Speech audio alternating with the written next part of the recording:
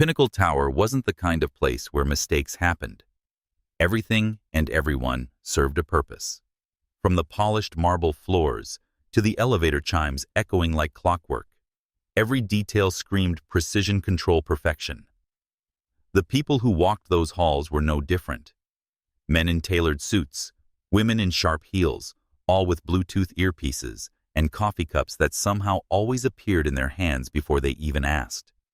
It was a building for people who bent time power and money to their will. Which is why the cup should not have existed. Leona Brown was already 2 hours into her double shift when it happened.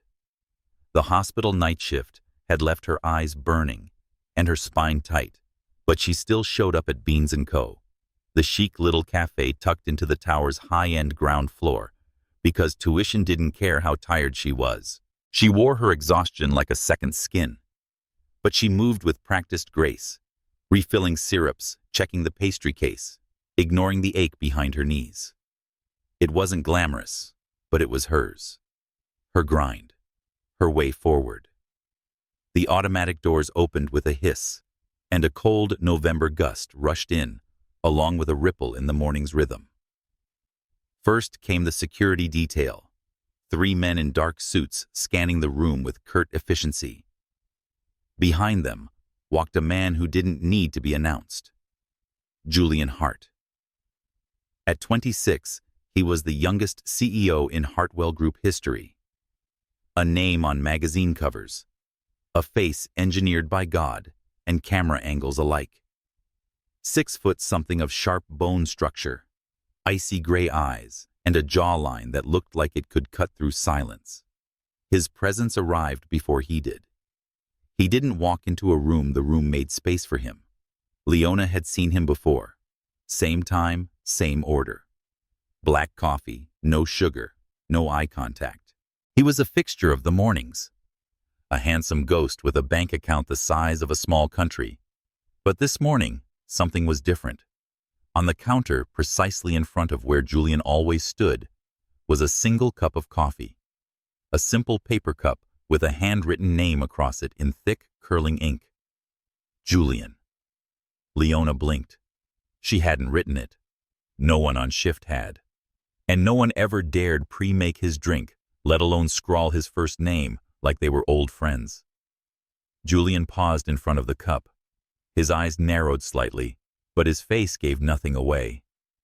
He picked it up slowly, turning it in his hand, like one might examine a foreign object left behind by mistake or design.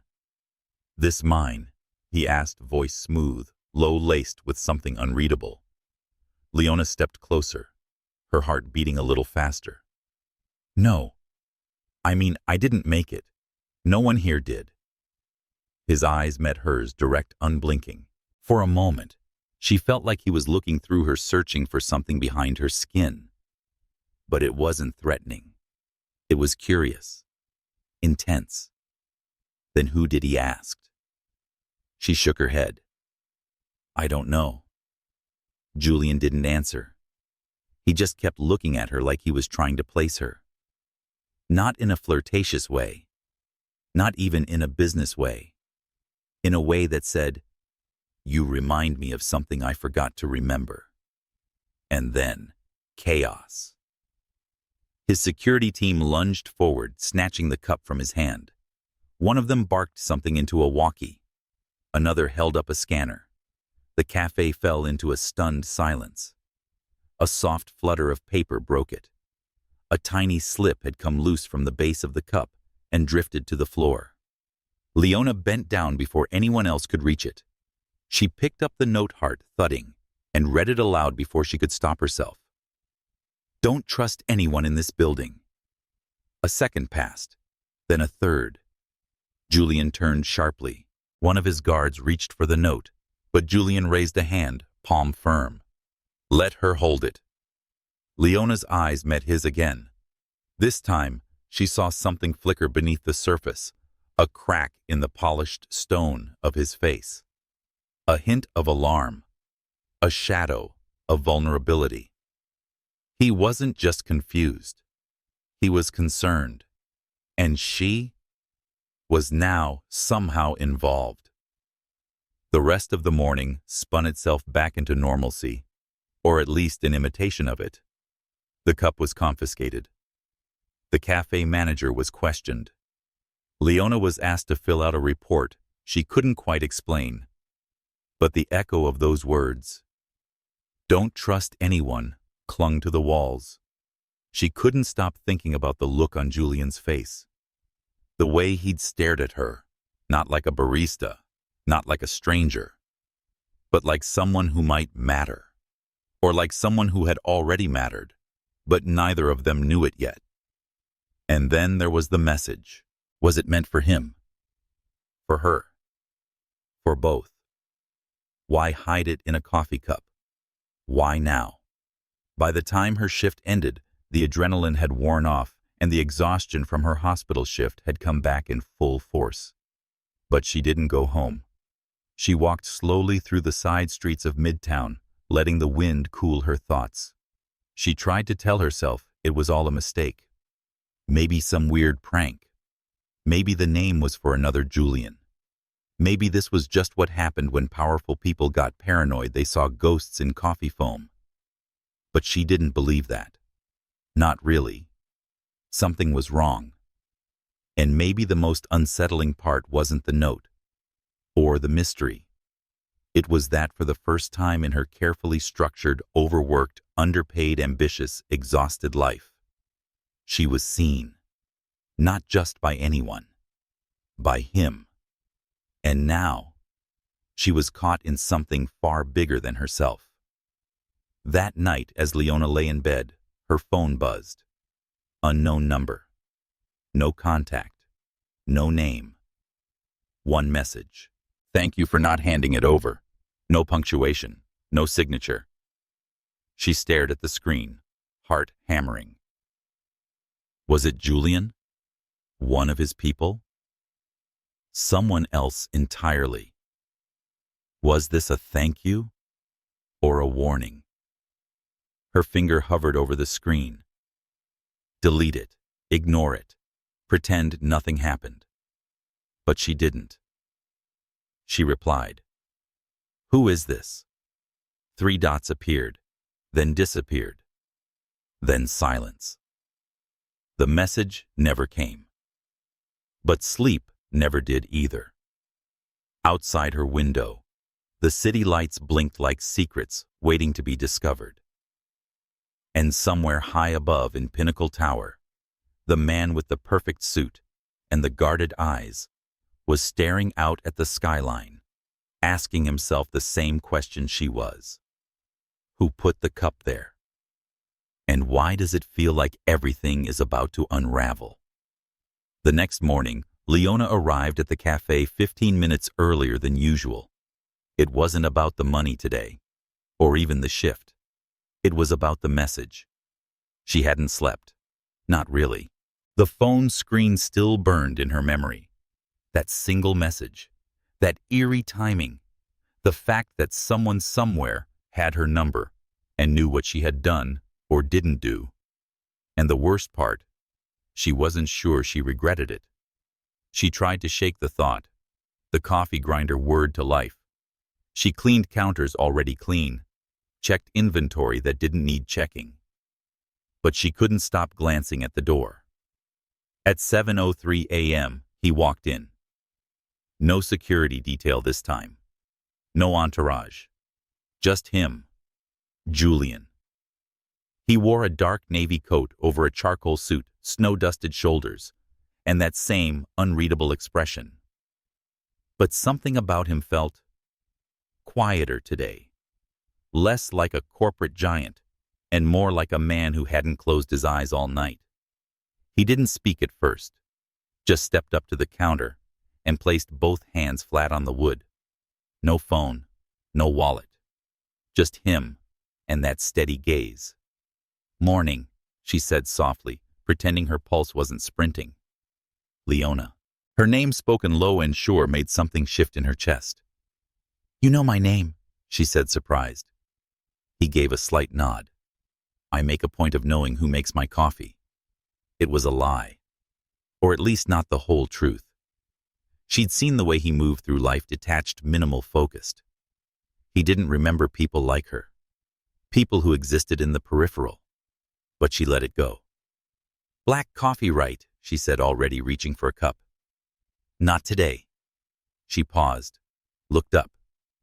"I don't think I slept," he added. Something in his voice cracked a little at the edges. Vulnerability. Not rehearsed, not calculated. She nodded and reached for the oat milk. They didn't speak as she made the drink, but she felt his eyes on her the entire time. Not in a predatory way, not even in admiration. Just attention. Like he was searching for something in the curve of her shoulders or the way her fingers wrapped around the cup. She slid the drink across to him. "Here, something softer than your usual armor." A ghost of a smile tugged at his mouth. He picked up the cup, but didn't drink. Instead, he asked, "You still have the note?" Leona hesitated. "Yes. And you didn't show it to anyone." "I didn't see the point." Julian tilted his head. "That's a very trusting answer. Or maybe just a tired one." Silence stretched between them, but it wasn't empty. It pulsed. He leaned in slightly. "That message wasn't random. You think it was meant for you?" He didn't answer right away. Then slowly, "I think it was meant for whoever found it." "And you did." A shiver crawled down her spine. "I don't know what that means," she said. Julian set the untouched cup back on the counter. "Neither do I. Yet." He reached into his coat and placed a sleek black card on the counter. No name, just a number.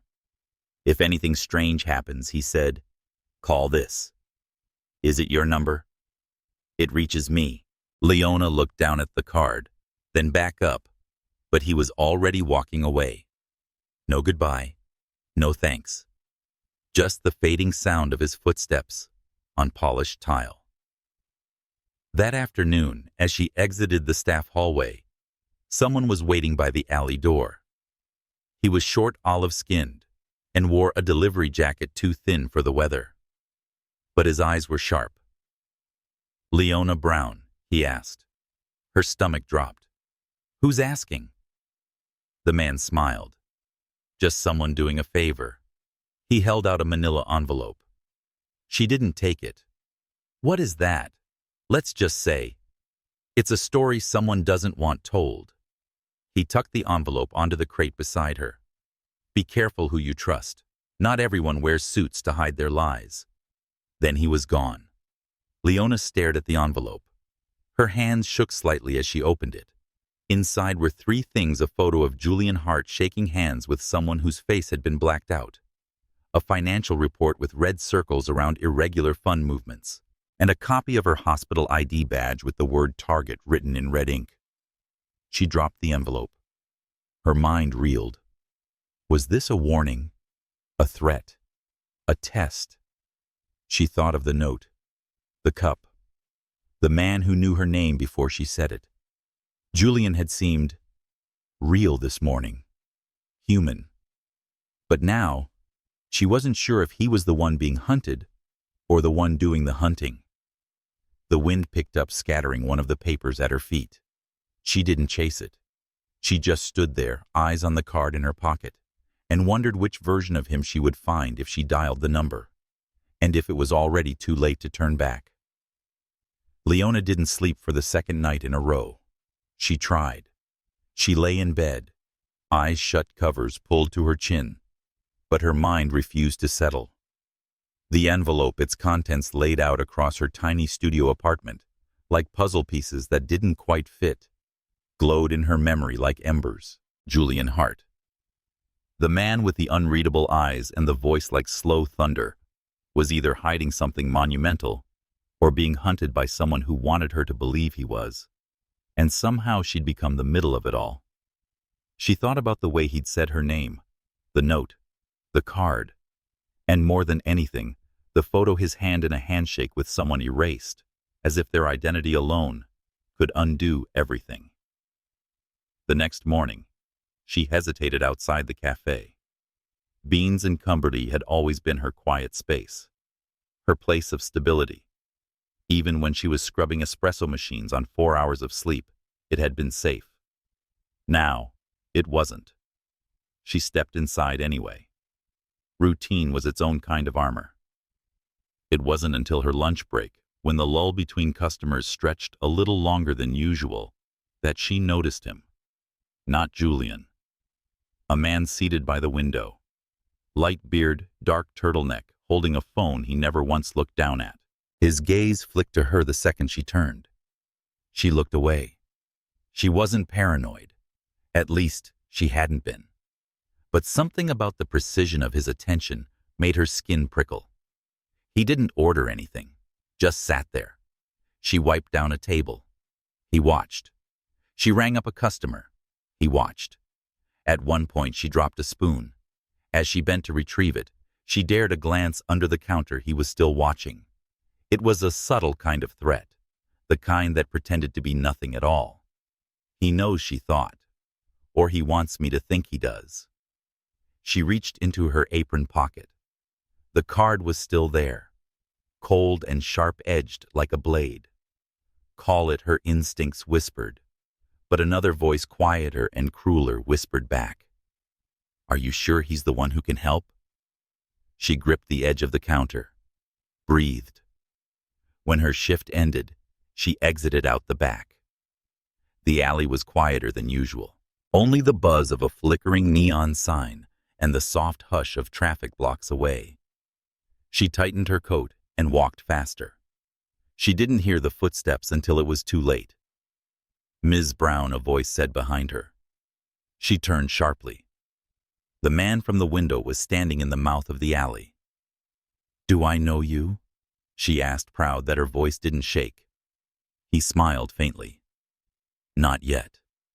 But you know someone who knows too much. Julian. The man tilted his head. If that's what he's calling himself this year. She took a step back. I don't know what this is. Sure you do. You just don't want to admit it. He reached into his coat. She didn't wait to see what he pulled out. She turned and ran. The sounds of the alley blurred behind her. Her breath came sharp and ragged, her shoes slipping on cold concrete, heart-pounding. She didn't stop until she reached the train station. Pressed against the wall of the entrance, she finally took out the card. Dialed. It rang once. Then again. Then Leona. Her heart dropped at the sound of his voice. I need you to tell me the truth, she whispered. A pause. Where are you? He asked, suddenly alert. Tell me why someone just cornered me. Why he called you a fake. Why my hospital ID was in an envelope with evidence you might be stealing from your own company. He swore softly. I'll explain everything, but you have to let me get to you first. Answer me first. A breath. I'm not stealing anything. Someone's making it look like I am. And if they found you, that means they think you matter. That means you're leverage. Leverage, she echoed, stunned. Leona. His voice dropped steady and sharp. Where are you? She looked around. Penn Station. Stay where there are people. Don't move. I'm on my way. She wanted to hang up, but she didn't. Julian arrived 24 minutes later. No driver, no coat, just him, walking into the chaos of the train station like a storm given form. When he saw her, he stopped.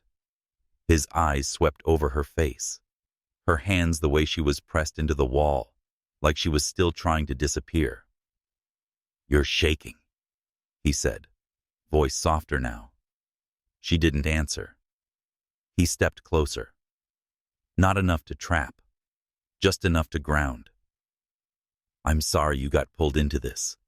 You should be, she said, her voice raw. He looked at her for a long time. Then, do you trust me? She almost laughed. No, but I want to. That seemed to land. Then come with me, he said. Let me show you the part of my world no one sees." She didn't move right away, but eventually she nodded.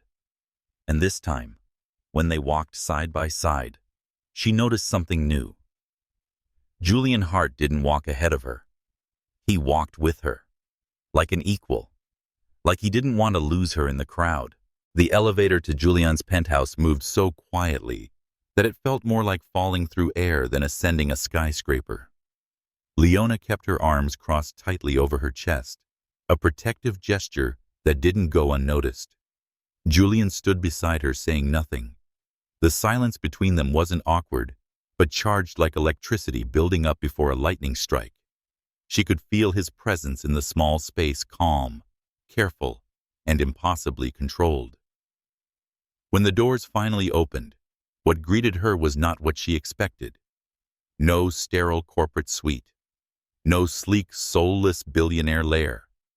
It was warm, lived in. Muted lights glowed over tall bookshelves. A record player rested in the corner, silent beside a half-full glass of scotch. Floor-to-ceiling windows bled the city's night into the room, casting soft reflections on polished wood floors. Julian watched her take it in.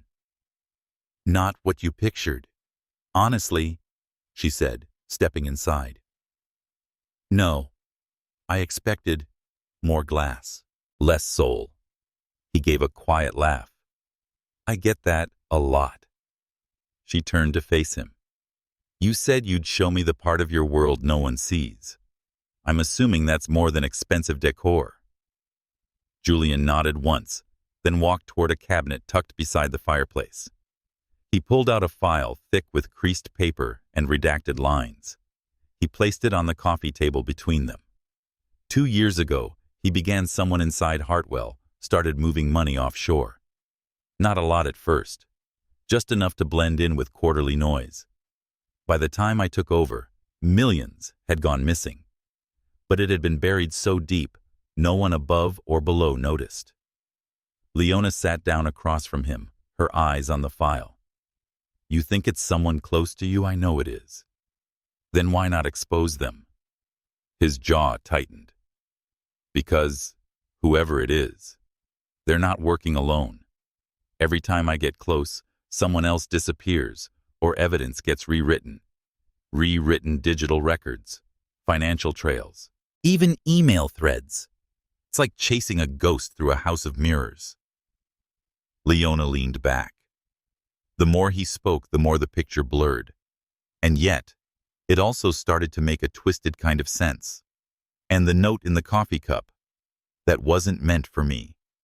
Not directly. That's why it matters that you found it.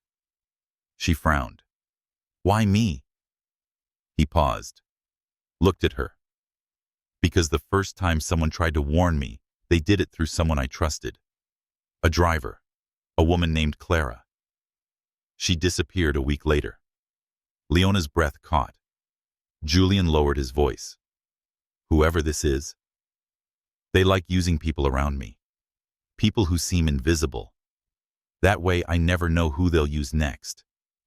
And now you think I'm being used?" He didn't answer immediately. When he finally did, his voice was softer than she expected. "No. I think you were chosen because they believed you could see the truth, that you wouldn't flinch." Leona looked away, suddenly overwhelmed. She didn't ask for any of this. Not the danger, not the strange attraction, not the terrifying weight of knowing she mattered in a game she didn't choose to play. But she also couldn't deny the part of her that wanted to know more, that wanted to stay. "This isn't just about embezzlement, is it?" she asked. Julian hesitated, then shook his head. "It's about who built Hartwell, and what they're willing to destroy to keep control." A sharp knock at the door made them both freeze. Julian stood quickly, signaling for her to stay seated. He opened the door just a crack. A woman's voice drifted through. British accent, calm, clipped. "You weren't at the briefing. That's unlike you." Julian stepped outside, closing the door behind him. Leona stayed frozen on the couch. Something told her not to move, but curiosity was louder than fear. She stood, quietly, slipped closer to the door. "She's the girl from the cafe, isn't she?" the woman said. Julian didn't respond.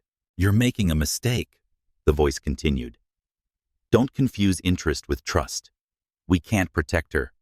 She's not the one who needs protecting," he replied. There was a pause. Then, "You're too close. Maybe. They'll use her to break you. Let them try." The conversation ended. When Julian came back inside, his expression was shuttered again. Professional, composed. But Leona had already seen the cracks. "She doesn't trust me," Leona said quietly. Julian met her gaze. "She doesn't trust anyone. That's her job." Leona crossed her arms. "Is that what I am now?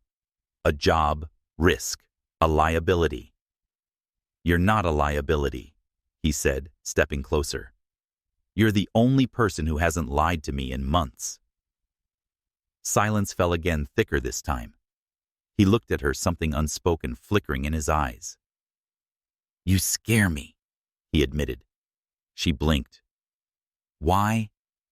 "Because I want to protect you more than I want to solve this." The confession hung in the air between them. And for the first time, Leona didn't feel like she was just part of someone else's story. She was inside it now. Heart first. The next morning didn't feel like a morning at all. It was too quiet. Too still. Leona stood by the tall window of Julian's penthouse, watching the city stretch and stir beneath the slow haze of dawn. She wore one of his dress shirts, sleeves rolled to her elbows, collar swallowing her shoulders. The scent of him cedarwood and something darker still clung to the fabric. She should have felt powerful, or at least safe. Instead, she felt suspended, like a single breath held too long. Behind her, Julian moved in the kitchen. The clink of a spoon, the hiss of an espresso machine. Domestic sounds that belonged to another life. A quieter one untouched by warnings scribbled on coffee cups and strangers in alleyways. "You're up early," he said as he approached, two mugs in hand. She didn't turn. "Did you sleep?" He offered a half smile. "I don't think either of us did." They stood side by side, steam curling up from the mugs. Silence wrapped around them like a fragile treaty. Finally, she broke it. "Who was she?" "The woman last night." "Marion Hawk," he said. "Chief Security Counsel. Thinks I've lost control of the situation." "Have you?" Julian paused. "Not yet." She turned to him then. "But I'm the variable, aren't I?" His expression softened. "You're the only thing keeping me honest." Her heart reacted before her brain could process it. But still her voice was steady when she asked, "Then, tell me something real. Not a headline, not a rehearsed line. Just something true." Julian didn't hesitate. "I used to write music," he said. "Before the suits. Before my name was printed on metal plaques." That surprised her. "What kind of music, piano?" "Mostly sad things. I was good enough to get into Juilliard. I turned it down. Why my father called it a distraction. Said emotion had no place in power." She looked at him, at the careful posture, the hidden chords in his jaw, the controlled breath. "Do you believe him?" "I did." Julian met her gaze. "Until now." Their hands brushed. Not by accident. And yet, before anything else could rise between them, his phone buzzed. Julian glanced down, then froze. "What is it?" she asked. "A breach." She stiffened. "Of what?"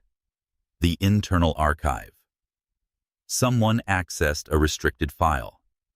From my personal credentials. Can't you trace it?" He shook his head, already moving. "Not if they masked it internally. which means it had to be someone with high clearance. Leona followed him into his office. He pulled up a secure screen, fingers moving quickly, jaw tight. She hovered near the doorway, unsure if she was supposed to stay. Then she saw the file name appear on the screen. Project Larkspur. Julian stilled. "What is that?" she asked. "Something no one outside my family is supposed to know exists." The chill in his voice settled into her spine. "Julian." He looked up. "Was it Marion?" "She wouldn't be that careless. Whoever it was wanted me to know they could do it." She crossed her arms. "So this is about power, isn't everything?" Leona stepped closer. "What's in that file?" He hesitated. Then slowly he said, "It's proof that Hartwell was built on deals with defense contractors. Weaponry, surveillance, systems sold to unstable governments." She stared at him. "I thought you were a tech company." "Publicly. But the core of our early funding came from innovation deals with governments most people wouldn't shake hands with." "Did you know?" Julian exhaled. "Not until after my father died." The room felt heavier, denser. "That note in the coffee cup," she said quietly. "Was someone trying to stop you from finding this out, or push you into doing something about it?" "I don't know." She turned to the window, heart pounding. "So what now?" Julian stood, walked toward her. "Now," he said, voice low, "we do something I've never done before." "What's that?" "Trust someone I care about with the whole truth." She turned to him. The space between them suddenly felt charged again, but different this time. Not newness, not fear, choice. Her voice was steady. "Then show me." He reached for her hand, pressed it to his chest. Beneath her palm, his heartbeat was fast. She looked up at him, and for the first time since they met, he looked vulnerable, human, and entirely hers. Rain fell in soft, rhythmic patterns against the tall windows of the penthouse, casting watery shadows across the marble floors. Leona sat curled into the corner of Julian's velvet couch legs, tucked beneath her, a wool blanket draped over her shoulders. She hadn't said much since he showed her the file. He hadn't pushed. But the silence between them tonight was different. Not tense, not charged, just full of unspoken thoughts, shared weight, and something tender neither of them dared to name aloud. Julian stood at the kitchen island preparing tea with the precision of a man trying to ground himself. Every movement deliberate, quiet, human. "I keep thinking," Leona said softly, "that maybe I was better off not knowing." He didn't respond right away. Then, "That thought crosses my mind every day." She looked over at him. "Then why keep digging?" He turned, meeting her eyes. "Because I'd rather lose everything on my own terms than live in a lie someone else built for me." She exhaled. "Even if it destroys your family's legacy. Especially then." Julian walked over, set a cup of tea beside her. Their hands brushed. This time, the contact lingered. "I didn't want you in this," he said quietly. "But I think part of me needed you in it. Needed someone who could still see the man, not the name." Leona stared into her tea. "And you see me?" His answer was immediate. "I see you, Leona." She blinked hard, looked away. The tenderness of his voice was a pressure all its own, gentle but insistent. Like gravity. "You know what scares me the most," she whispered. He waited. "That I want to stay, even knowing what this might become." Julian's voice dropped. "Then stay. Not because of the danger, because you want to." She turned to him. And in that moment, with the world outside crashing against glass, she kissed him. It wasn't a question. It wasn't cautious. It was an answer. By the time morning came, the rain had passed, but the quiet in the penthouse was replaced with a more urgent rhythm. Julian stood at the center of his office, a map of red-marked reports open across the desk. Marion's voice crackled over the speakerphone. "We traced the breach to one of our own servers," she said. "Encrypted layer backdoor access. This wasn't a foreign threat. It was someone inside." "Narrow it to executive level," Julian ordered. Leona hovered by the doorway, unsure if she should interrupt. Marion's tone sharpened. "You mean you're bored? Start with them." Leona stepped in then. "What if they're not just stealing? What if they're trying to push you out?" Julian glanced over. "They can't, not legally.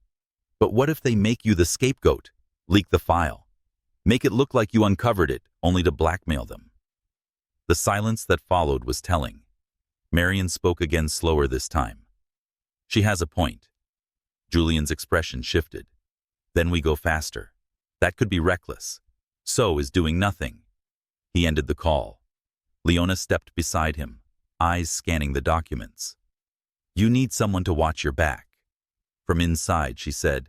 "You volunteering?" "I don't have a boardroom pass," she said. "But I have ears, and I'm invisible to them." He looked at her, something between admiration and hesitation playing behind his eyes. "It's not safe. Neither is loving someone who's being hunted by his own legacy," she said. It hung there between them. Loving. She hadn't meant to say it, but she didn't take it back. He took a step forward, brushed a lock of hair from her face. "Then stay close. And if anything feels off, anyone watching, anyone following you, come to me. Always." That afternoon, Leona returned to the coffee shop. Not because she needed the money. Not anymore. Julian had already tried to wire her more than she could ever accept. She came back because she needed the illusion of normal. The shop smelled the same. Cinnamon, burnt espresso, bleach. But there was a shift. Eyes followed her. Not obviously. Not all at once. But enough. Even Mari, the sweet older woman who baked the muffins, paused longer than usual before asking, "You okay, hon?" Leona smiled. Too quickly. "Of course." Later, as she refilled napkin holders at the corner booth, a woman in a crimson coat approached. "Too elegant for this part of the city. Too precise." "Leona Brown?" she asked. Leona straightened. "Can I help you?" The woman slid a small envelope onto the table. No words, just a nod. She walked away before Leona could speak. The envelope wasn't sealed. Inside, a single photo. Her and Julian. At the window last night. Her head on his chest, his hand at her back. A moment that had felt entirely theirs. Captured. Violated. On the back, in careful handwriting, "You're not invisible anymore." Leona folded the photo with trembling fingers, pocketed it, then walked to the back room, locked the door, and dialed. Julian picked up on the first ring. Her voice barely rose above a whisper. "We're being watched." The moment Leona said the words, "We're being watched," Julian's voice shifted into something steel-threaded. "Where are you?" "Back room. Cafe. Stay there. I'm coming to you. Now." He didn't wait for her response. The line went dead. She slid the phone into her apron pocket and stared at the locked door like it could suddenly dissolve. Her heart was thudding so hard she felt it in her throat, in her fingertips. The photo burned against her thigh. Its weight didn't make sense. It wasn't heavy. It was paper. Ink. But it carried the force of a promise. You're not safe. Not anymore. Julian arrived 11 minutes later. Not in a sleek black car. Not flanked by guards. Just him, dark coat, determined stride eyes already scanning the cafe through the glass. He pushed through the back door like it had wronged him. She held out the envelope in silence. He took it, unfolded the photo, turned it over. A muscle in his jaw twitched. "You recognize the handwriting?" she asked. He didn't answer right away. Then quietly, "Yes." Leona stepped closer. "Whose?" He looked at her, something sharp and pained in his expression. "My father's." Silence. "I thought he died." Julian nodded. "He did." Or, "I thought he did. Until now." Leona's hands trembled. "Julian, if this is real, I know." She pressed a hand to her forehead. "Why now? Why come back through me?" Julian shook his head slowly, his eyes never leaving the photograph. "Because you matter to me. Because they knew exactly how to rattle me." That night, Julian's penthouse felt smaller. Not physically. It was still all glass and space and curated silence. But something about the presence of the photo, the lingering tension in the air, made the rooms feel like they were closing in. Leona stood barefoot by the fireplace, arms folded tightly. Julian poured 2 fingers of scotch into a glass, but didn't drink it. "I've spent years trying to scrub myself clean of his shadow," he said. "Every meeting, every decision I asked myself, is this what he would have done? And then I'd do the opposite." Leona turned. "And now you think he's alive?" Julian's voice was a low rasp. "Or someone wants me to believe that, which might be worse." Leona's heart ached for him, not because he looked broken, but because he didn't. He stood tall, chin high, pain buried like gold beneath ice. He was holding it in the way people do when they don't believe anyone would catch them if they let go. "I don't want to lose myself in this," she said. "In your war." Julian crossed the room in 3 long strides and stood before her. "You won't. I already feel like I am." His voice cracked just slightly. "Then I'll pull you back. I swear it."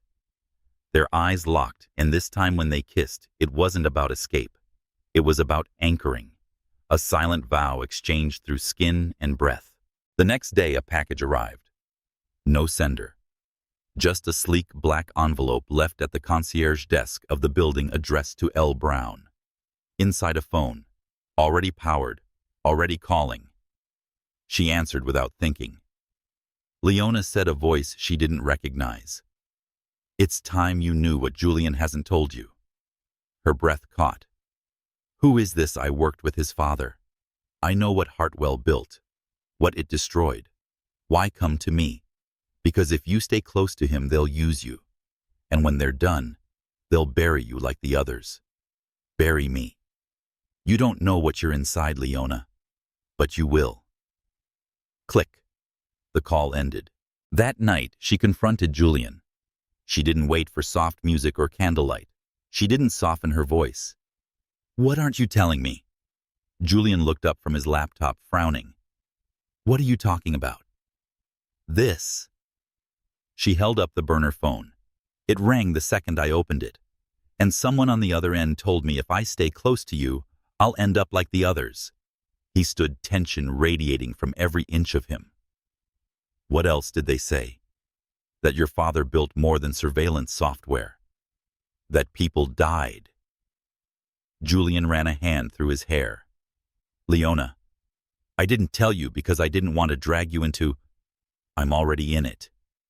You let me fall into something without knowing how deep it goes." His voice broke through, firm but pained. "Because I didn't want you to run."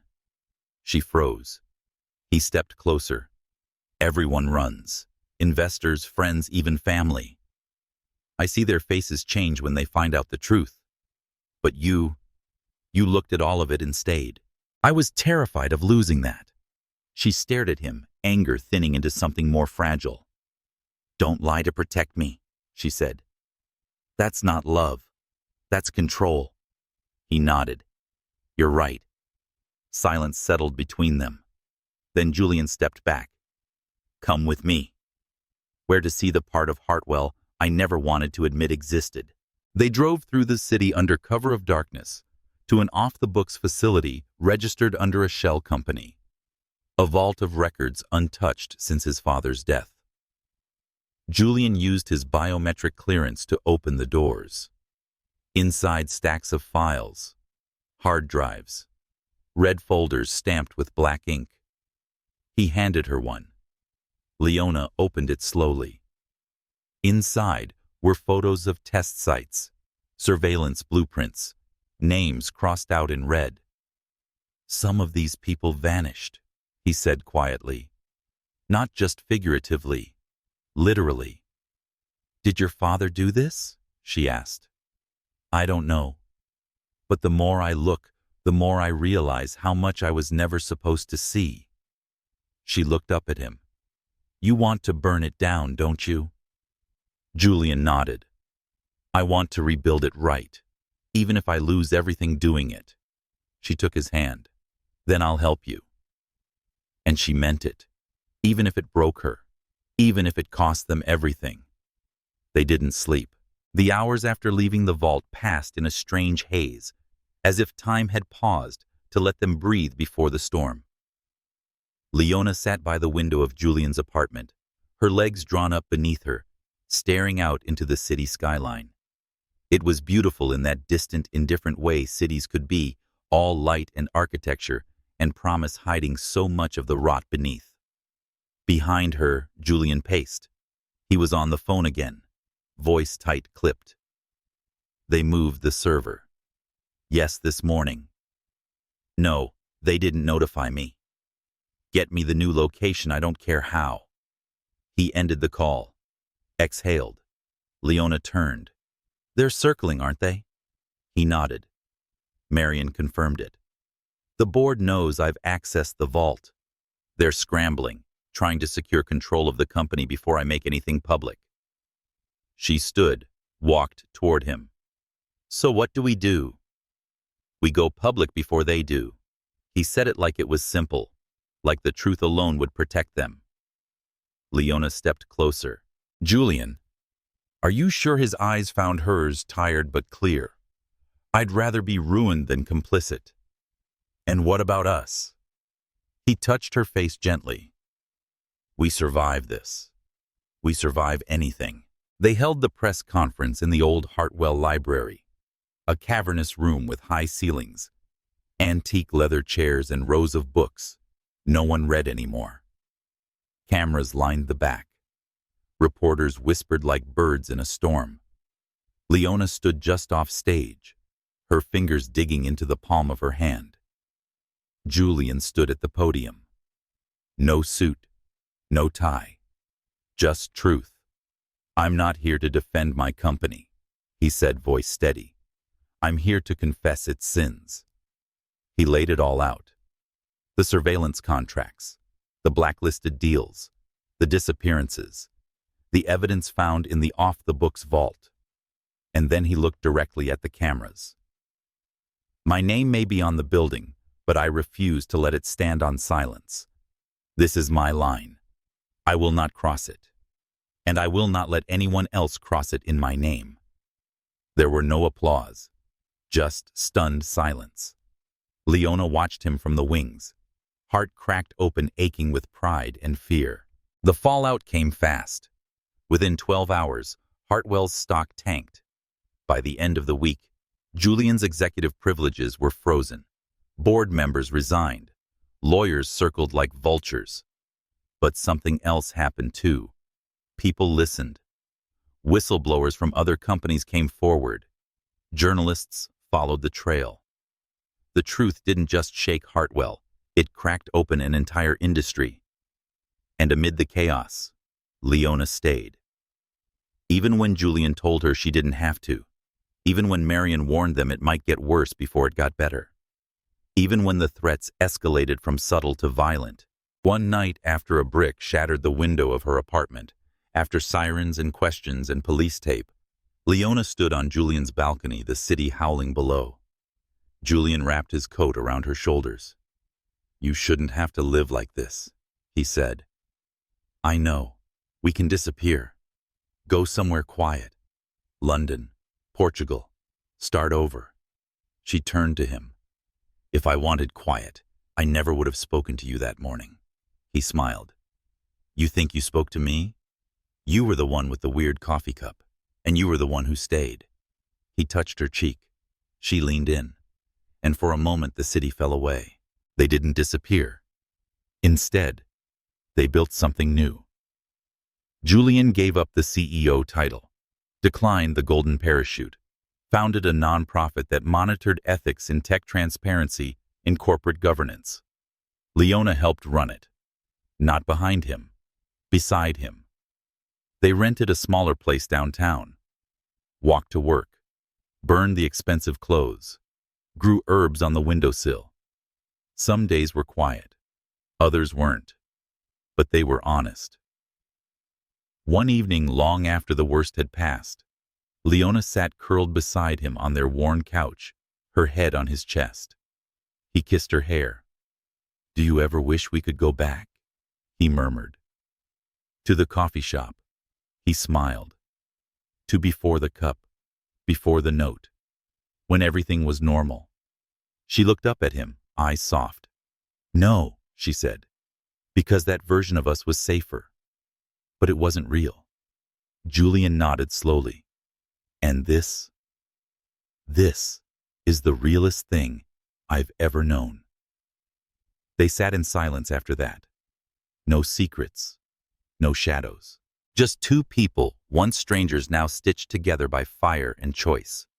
Not perfect, but true. And for the first time in a long time, that was enough. End.